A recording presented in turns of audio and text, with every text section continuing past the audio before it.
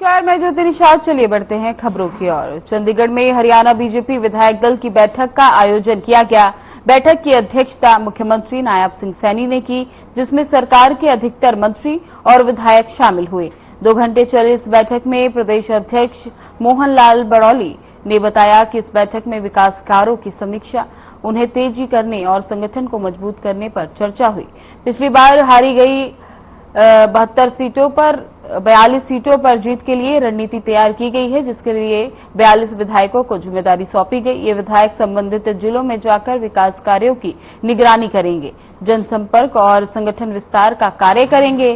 टोहना में रणबीर गंगवा, बेरी में हरिंदर सिंह और डबावली में गौरव गौतम की ड्यूटी लगाई गई है। बैठक के बाद कैबिनेट मंत्री अरविंद शर्मा ने कॉमन इंटरेस्ट टेस्ट और तीज उत्सव में सफल आयोजन पर मुख्यमंत्री का आभार जताया और ऑपरेशन सिंदूर पर विपक्ष की आलोचना को सेना का मनोबल गिराने वाला बताया।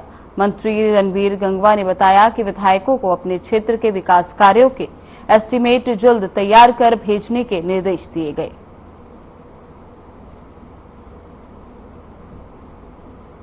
जो डेवलपमेंट की जरूरत है उसके भी जो, चाहे वो वैगी के थे, चाहे एचआरडीएफ के थे, एस्टीमेट बनाने के लिए, और जिनके नहीं आए हैं उनको भी माननीय सीएम साहब ने कहा है। और संगठन के क्या क्या आगे कार्य होंगे उन पे भी चर्चा माननीय अध्यक्ष महोदय ने रखने का काम किया है। और उसके साथ साथ चाहे वो एक पेड़ मां के नाम और जो वन महोत्सव जो मनाया जा रहा है उसके लिए भी मंत्रियों की, विधायकों की ड्यूटियां लगाई गई है। हरियाणा के जो हमारे 48 विधायक हैं, सभी विधायकों के साथ, मंत्रियों के साथ जो बैठक हुई है और उसमें विकास के काम को लेकर चर्चा हुई है। कई स्कीमें जो विधायकों की हैं, विधायकों के विकास के काम हैं, पूरी विस्तार से आज सभी के साथ चर्चा हुई है। विकास के काम में और तेजी आए और जो भारतीय जनता पार्टी का संगठन का काम है, जहां हम 42 विधानसभा सीटें हारे हैं, वहां जो कार्यकर्ताओं का रहता था कि हमारा विधायक नहीं है, हम किससे काम करवाएं, तो उनको एक एक विधायक प्रत्येक हारी हुई विधानसभा पर दिया है और उन सबकी सूची जारी की रही है। जो विधायक दल की मीटिंग हुई थी, लोकप्रिय मुख्यमंत्री जी ने सभी विधायकों को बुलाया था, सभी लोग यहाँ पर उपस्थित थे और उन्होंने एक एक बात बहुत बारीकी से हम लोगों की सुनी है। और जो डेवलपमेंट की बात है, आने वाले सेशन की बात है, वो सभी पर जो है ना विस्तारपूर्व से चर्चा हुई है। और सभी विधायकों को, जो हमारे पार्टी के 48 विधायक जीते हैं और पिछली बार हमने 42 सीटें जो ना हमारे से लूज हो गई थी, जो हम हार गए थे, उन 42 सीटों को भी अगली बार किस तरीका से जीता जाए उसके लिए पर भी बहुत डिटेल में जो ना हमारा जो ना डिस्कशन हुआ है। तो सभी जो हमारे जो विधायक है, लगभग 42 विधायकों की जो है ना दूसरे हल्के में जो ना जिम्मेदारी लगाई है कि उनको टास्क दिया गया है कि भाई आपने अपना विधानसभा को तो देखना ही है। दूसरा जो विधानसभा है जहां पे आपकी हम जिम्मेदारी लगा रही है, वो उस सीट को भी जिताने की आप लोगों की जिम्मेदारी है। वहां के जो हमारे पार्टी के लोग हैं, वहां के हमारी जो सरदारी हैं, गांव के सरपंच हैं या और भी कोई नेता हैं, उनसे सबसे हमें सामंजस्य बैठा के, वहां के लोकल पार्टी के हमारे जो नेता हैं उनसे सामंजस्य बैठा के हमको उस विधानसभा को नेक्स्ट जो 2029 में हमने जीतना है। सभी सकारात्मक बातों पर चर्चा हुई है। प्रदेश के हर विधानसभा में विकास काम को लेकर तेजी आए उसको लेकर हुई है और जो स्पीड हमने पकड़ी है उसको लेकर एक समीक्षा बैठक हुई है। गांव से लेकर हर नीचे भी तो है विकास कार्य समीक्षा बैठक है। मुझे लगता है कि आने वाले समय पर और तेजी से आगे बढ़ेगी। अधिकारी और विधायक और मंत्री सभी साथ में बैठकर एक अच्छी चर्चा को चर्चा हुई है। अलग अलग विधानसभाओं को संभालने के लिए ड्यूटियां लगी हैं, वो लिस्ट आपको जल्दी आ रही है। ये रूटीन का कार्यक्रम है कि माननीय मुख्यमंत्री जी समय समय पर सभी विधायकों के साथ चर्चा करते हैं, बैठक लेते हैं और पूरे विकास के कामों की समीक्षा करते हैं। हर एक कॉन्स्टिट्यूएंसी के विकास के कामों की समीक्षा होती है, किसका क्या है, और भी चर्चाएं होकर के कोई काम अगर रह गए हैं तो उनकी स्पीड पकड़ाई जाती है। कोई भी इस तरह से अलग अलग तरीके से चर्चा हुई माननीय मुख्यमंत्री जी के नेतृत्व में और मुख्यमंत्री जी का सरकार का धन्यवाद किया गया है। विधायकों को ऐसी विधानसभाएं जहां पर हमारे विधायक नहीं है वहां की जिम्मेदारी दी गई है। वहाँ के डेवलपमेंट के कार्य, वहाँ के कार्यकर्ताओं की देखरेख सभी उनकी जिम्मेदारी रहेगी। किसी तरीके से विकास में वो क्षेत्र छूट ना जाए, इसलिए माननीय मुख्यमंत्री जी और प्रदेश अध्यक्ष जी ने जिम्मेदारी दी है। और हर विधायक की ड्यूटी एक एक विधानसभा उसको दी है। मेरे को नारायणगढ़ दी है। खाद तो आप बात मेरे से जान सकते हो, सबसे आए साल से ज्यादा खाद इस बार किसानों को दिया। और बारिश जो अच्छी हुई है, अच्छी बारिश से पैडी एकदम लगी। जो हमारी 30 जुलाई तक लगनी थी वो 30 जून तक लगी। 1 महीना एडवांस इस बार हमारी धान की फसल लगी है खेतों में। आने वाला समय जो है बहुत। चंडीगढ़ में सीएम नायब सिंह सैनी की अध्यक्षता में बैठक हुई, जिसमें विभिन्न विभागों की घोषणाओं पर समीक्षा हुई। बैठक में प्रशासनिक अधिकारी भी शामिल हुए।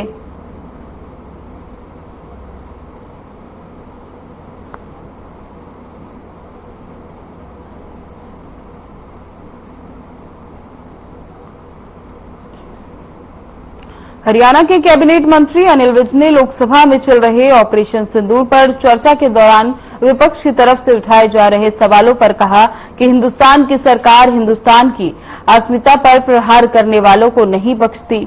हाल ही में हमने करके दिखा दिया है, पहलगाम के आतंकवादियों को समाप्त कर दिया है।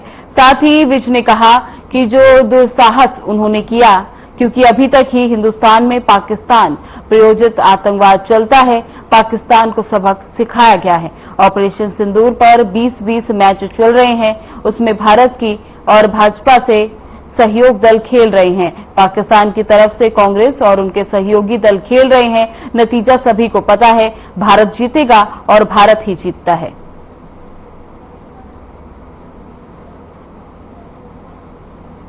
ये जो आजकल चर्चा चल रही है सदन में, ये जो ऑपरेशन सिंदूर पर 2020 मैच चल रहा है, इसमें भारत की तरफ से तो भारतीय जनता पार्टी और उसका सहयोगी दल खेल रहे हैं, और पाकिस्तान की तरफ से कांग्रेस और उसका सहयोगी दल पार्टिसिपेट कर रहे हैं। नतीजा सबको पता है कि भारत जीतेगा, भारत ही जीता है। लेकिन आज का दुर्भाग्य से जो हमारा विपक्ष है, वो सत्ता पक्ष का विरोधी होते होते देश का विरोधी हो गया है। वो देश की किसी भी उपलब्धि को सराहना नहीं चाहता है, और देश की हर उपलब्धि का वो नकारात्मक जवाब देते हैं।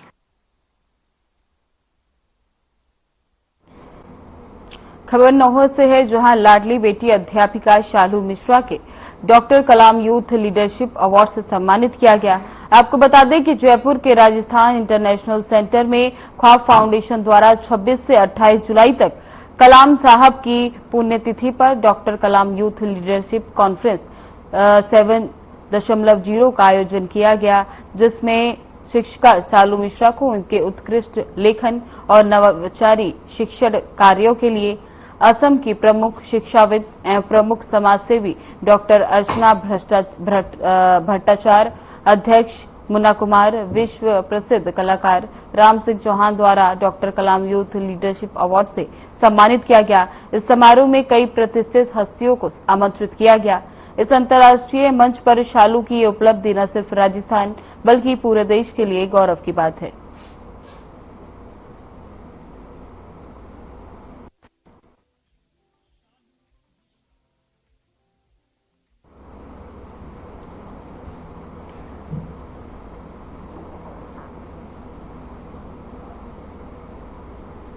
सिरसा जिला प्रशासन ने आजाद हिंद फौज के गुमनाम सिपाहियों से संबंधित रिकॉर्ड एकत्रित कर प्रक्रिया शुरू कर दी है।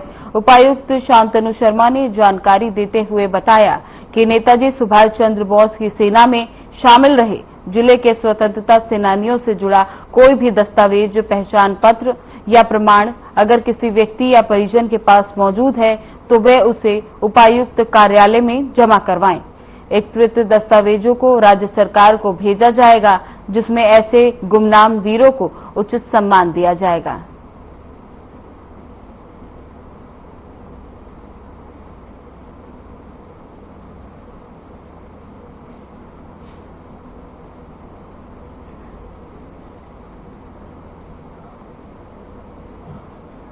कुरुक्षेत्र पुलिस ने महिला से पर्स छीनने के मामले में 3 आरोपियों को गिरफ्तार कर लिया। अपराध अन्वेषण शाखा 2 की टीम ने महिला से पर्स छीनने के आरोप में कारण रोहित और वसनीय बुडेरा खालसा जिला करनाल और विशाल वासी भैरव सैयद को गिरफ्तार करने में सफलता हासिल की। मामले में और जानकारी देते हुए अपराध अन्वेषण शाखा 2 प्रभारी निरीक्षक मोहन लाल ने बताया कि पुलिस को दर्ज कराई शिकायत में मोहन नगरवासी महिला ने बताया कि वे बाजार में सामान लेने जा रही थी और जब वे मार्केट में हनुमान मंदिर के पास पहुंची तो उसी समय पीछे से आ रही बाइक सवार लड़कों ने उसके साथ से पर्स छीना और मौके से भाग गए। पर्स में मोबाइल, नकदी वे जरूरी कागजात थे, जिसकी शिकायत पर थाना कृष्णा गेट में मामला दर्ज किया गया। जांच अपराधी अन्वेषण शाखा 2 को सौंपी गई है।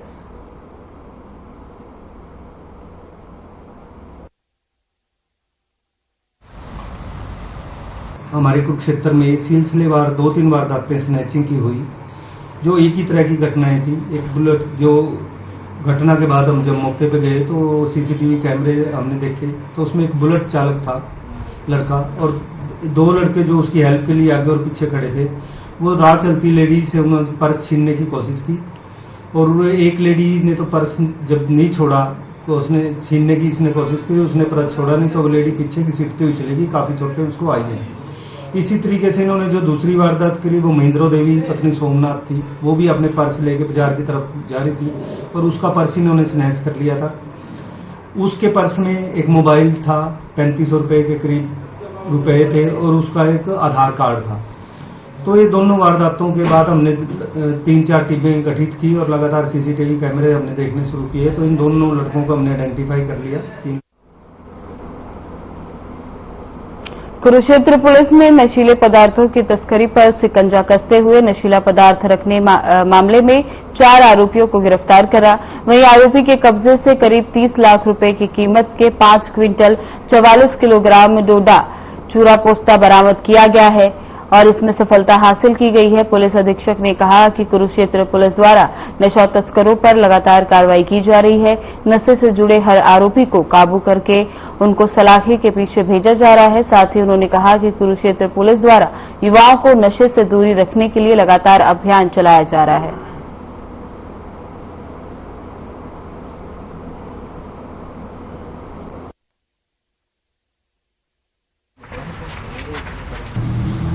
जितनी भी सीआईए टीमें हैं और पुलिस की टीम पूरी प्रयास कर रही है अपना कि हम नशे के विरुद्ध अपनी प्रभावी कार्रवाई करें। तो आज हमारी सीआईए 2 की टीम ने बड़ी अच्छी उपलब्धि हासिल करी है, जिसमें उनको एक इनपुट आई थी कि काफ़ी भारी मात्रा में जो चूरा पोस्ट है वो सप्लाई हो रहा है।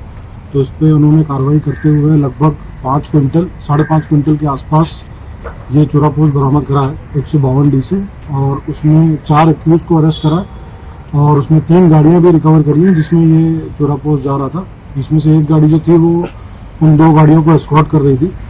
तो इसमें टोटल 4 एक्यूज हमने अरेस्ट करे, जिसमें 3 पटियाला के हैं और 1 रेवा का है।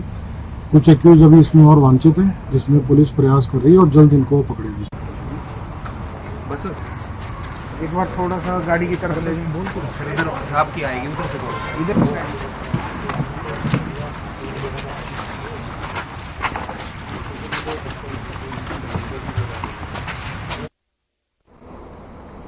नारनौद नगर पालिका के सफाई कर्मचारियों द्वारा कार्यालय प्रांगण में एक गेट मीटिंग का आयोजन किया गया। उसके बाद सफाई कर्मचारियों ने नगर पालिका कार्यालय से लेकर खाकड़ा मोड़ तक काले झंडे के साथ शहर में प्रदर्शन किया। इस दौरान कर्मचारियों ने सरकार के खिलाफ जमकर नारेबाजी भी की। कर्मचारियों ने चेतावनी दी कि अगर उनकी मांगों को पूरा नहीं किया गया तो बड़ा आंदोलन किया जाएगा।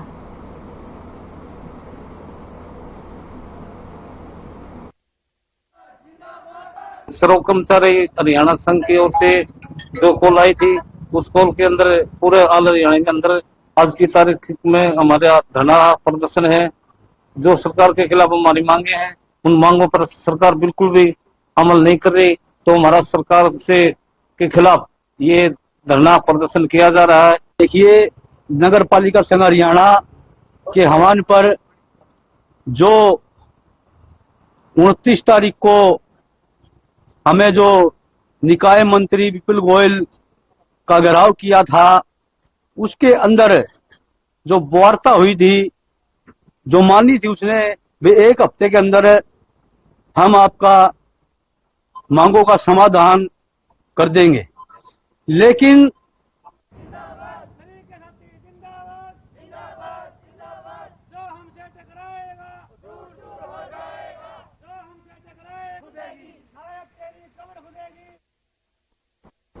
भारत सरकार के National Centre for Good Governance के 6 सदस्यीय उच्च स्तरीय प्रतिनिधिमंडल ने Haryana Right to Service Commission Chandigarh का दौरा किया।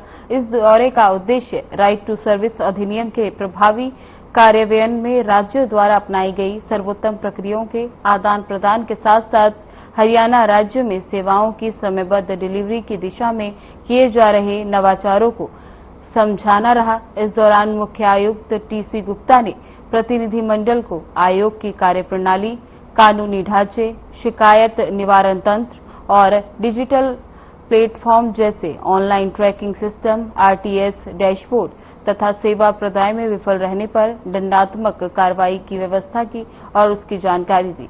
उन्होंने ये भी बताया कि आयोग द्वारा ऑटो अपील की व्यवस्था भी की गई है, जिससे नागरिकों को स्वतः ही न्याय प्राप्त हो पाएगा।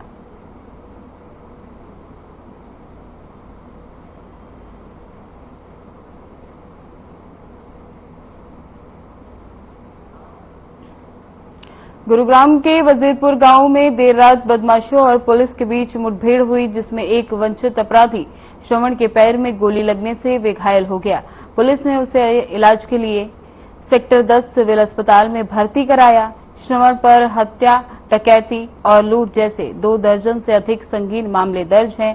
साथ ही पुलिस ने उसके 2 साथियों को भी मौके से गिरफ्तार किया और रिमांड पर लेकर पूछताछ शुरू कर दी है। जानकारी के मुताबिक ये तीनों राहगीरों को लूटने की योजना बना रहे थे और पुलिस के सरेंडर कहने पर फायरिंग करने लगे। जवाबी कार्रवाई में पुलिस ने 2 फायर किए, जिसमें एक गोली श्रवण को लगी तो वो घायल होकर आरोपी को ठीक होने के बाद औपचारिक रूप से गिरफ्तार किया जाएगा।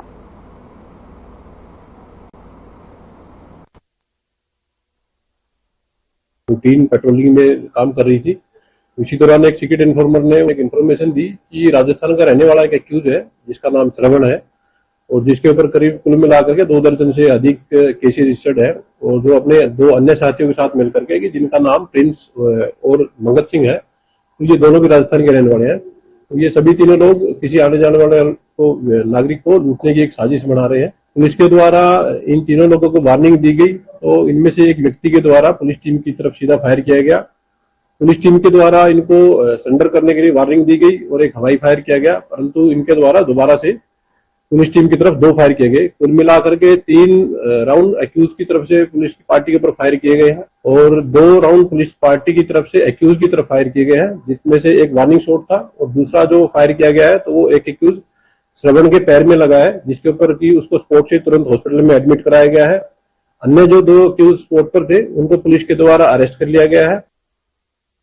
सिटी गुरुग्राम के सेक्टर 37C में एक दिल दहलाने वाला मामला सामने आया, जहां बिजली की तारें चोरी करने के आरोप में कुछ लोगों ने कंपनी के जेसीबी के ड्राइवर को उल्टा लटकाकर बुरी तरह से पीटा। हालांकि इस दौरान जेसीबी ड्राइवर जान की भीख मांगता रहा, लेकिन पिटाई करने वालों को उस पर जरा सा भी रहम नहीं आया।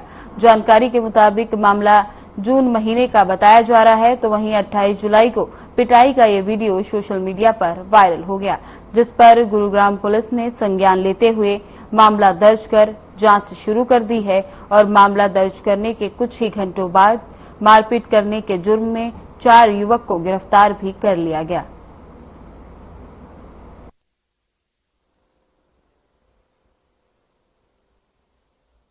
गुरुग्राम पुलिस को सोशल मीडिया के माध्यम से एक वीडियो मिली थी, जिसमें कि एक युवक की कुछ लोग पिटाई कर रहे थे। तो गुरुग्राम पुलिस के द्वारा इस पर स्वतः संज्ञान लेते हुए तुरंत रूप से एफआईआर रजिस्टर की गई थी। एफआईआर रजिस्टर करने के बाद इसमें गुरुग्राम पुलिस की अलग अलग टीमें इन्वेस्टिगेशन में लगी हुई थी और इन्वेस्टिगेशन के दौरान इसमें कुल मिलाकर के 4 एक्यूज को पुलिस के द्वारा अभी तक एफआईआर के कुछ ही घंटों के अंदर अरेस्ट कर लिया गया है। जो अरेस्ट किए गए एक्यूज है उनकी पहचान सबसे पहले पुष्पेंद्र के रूप में हुई है, जो कि स्थायी रूप से मध्य प्रदेश का रहने वाला है। दूसरा जो एक्यूज है उसकी पहचान अमित के रूप में हुई है, जो कि परमानेंटली पंजाब के एक डिस्ट्रिक्ट का रहने वाला है, फिलहाल गुड़गांव में ये भी रहता है। और इसके अलावा जो 2 अन्य एक्यूज है उनकी पहचान अजीत और जो चौथा जो एक्यूज है उसकी पहचान कृष्ण के रूप में हुई है, जो कि हरियाणा के अलग अलग जिलों के रहने वाले हैं। पीड़ित बेसिकली राजस्थान के एक गांव का रहने वाला है और उसके द्वारा जून महीने में इस साइट से कुछ बिजली के तार चोरी किए थे और जो पीड़ित था वो इसी साइट पर जेसीबी ड्राइवर की नौकरी करता था। महेंद्रगढ़ में सीएम फ्लाइंग और खाद्य आपूर्ति विभाग की संयुक्त टीम ने राशन डिपो पर छापेमारी की, जिसमें 71 क्विंटल गेहूं और 106 लीटर सरसों का तेल कम पाया गया। वहीं अधिकारियों ने कहा कि रिपोर्ट बनाकर ऊपर भेजी जाएगी, इसके बाद आगे की कार्रवाई होगी। जानकारी के मुताबिक गांव जेरपुर और उष्मापुर डिपो की गुप्त सूचना मिली थी कि डिपो धारक राज सिंह दोनों ही डिपो पर गरीबों के राशन की धांधली कर रहा है। इसी की सूचना सीएम फ्लाइंग को लगी तो उन्होंने एक टीम का गठन किया। इसके बाद सीएम फ्लाइंग की टीम ने इंचार्ज एएसआई सुरेंद्र सिंह और खाद्य आपूर्ति विभाग कनीना के निरीक्षक ध्यान सिंह ने जयपुर और उष्मापुर दोनों ही डिपो पर छापेमारी की।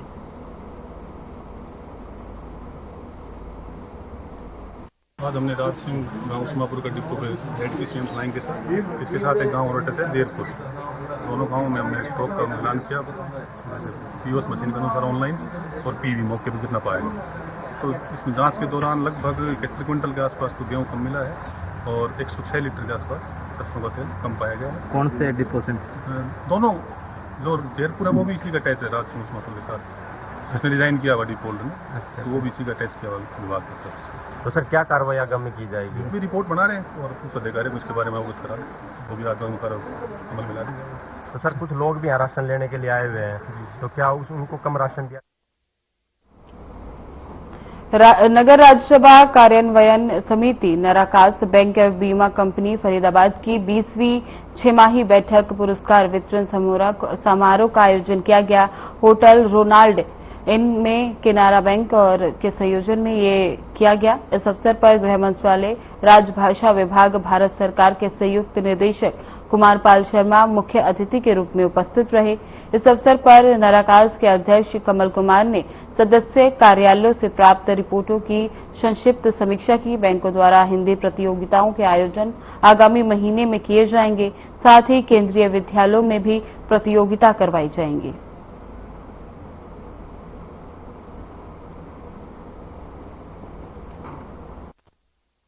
नाराकाश फरीदाबाद प्रमुख अध्यक्ष के तहत हम इस वर्ष अभी आने वाली 6 महीने में हम बहुत सारी हिंदी की प्रतियोगिता कराने वाले हैं। इसमें सबसे पहले हम कराने वाले केंद्रीय विद्यालय में, जिसमें बच्चों के लिए निबंध लिखो और प्रश्नोत्तरी का रहेगा प्रतियोगिता। इसके साथ साथ विभिन्न जो हमारे 19 और कार्यालय हैं, वहां पे सभी अपने अपने कार्यालय में अपने अपने तरह का हिंदी का एक एक निबंध लिखो या प्रतियोगिता या वाक्य बनाओ, ऐसे रहेंगे। नगर राजभाषा कार्यान्वयन समिति फरीदाबाद का आज यह कार्यक्रम था और ये इस समिति की 20वीं बैठक थी आज। इस बैठक में कैनरा बैंक के क्षेत्रीय प्रमुख इसके अध्यक्ष हैं और फरीदाबाद में जितने भी बैंक हैं और जितने भी बीमा कंपनियां हैं वो सभी इसके सदस्य कार्यालय हैं। इन सभी सदस्य कार्यालय को प्रमुखों, उनके वरिष्ठ अधिकारियों के द्वारा आज इस बैठक में सहभागिता की गई। नगर राजभाषा कार्यान्वयन समिति का मुख्य जो उद्देश्य है वो सभी सदस्य कार्यालयों में राजभाषा हिंदी को विकसित करना, उसके प्रयोग को बढ़ावा देना और भारत सरकार के द्वारा जो भी मानदंड राजभाषा कार्यान्वयन के लिए तय किए गए हैं उन मानदंडों का कार्यान्वयन कराना है।